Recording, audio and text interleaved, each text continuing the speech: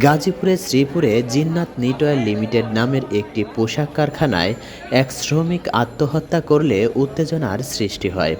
বিক্ষুব্ধ শ্রমিকদের সঙ্গে পুলিশের ধাওয়া পাল্টা ধাওয়ায় রণক্ষেত্রে পরিণত হয় এলাকা।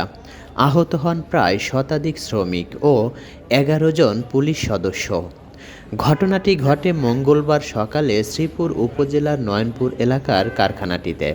প্রাথমিকভাবে জানা গেছে, মোহাম্মদ রাকিব ২২ নামের এক শ্রমিক সকালে ডিউটিতে আসার আগে তার নিজ বাসায় ফ্যানের সঙ্গে গলায় ফাঁস দিয়ে আত্মহত্যা করেন।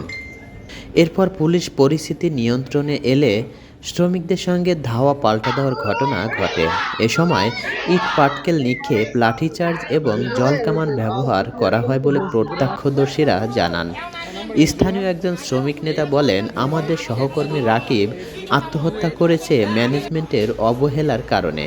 আমরা শুধু বিচার চাইতে এসেছিলাম, কিন্তু আমাদের উপর পুলিশ হামলা হয়েছে।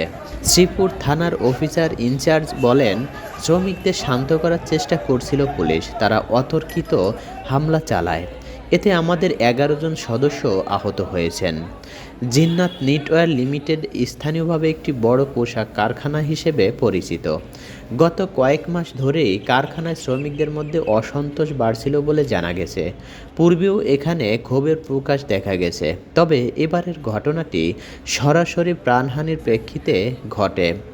এ ঘটনায় এখন পর্যন্ত কোনো মামলা হয়নি। কারখানা সাময়িকভাবে বন্ধ ঘোষণা করেছে কর্তৃপক্ষ।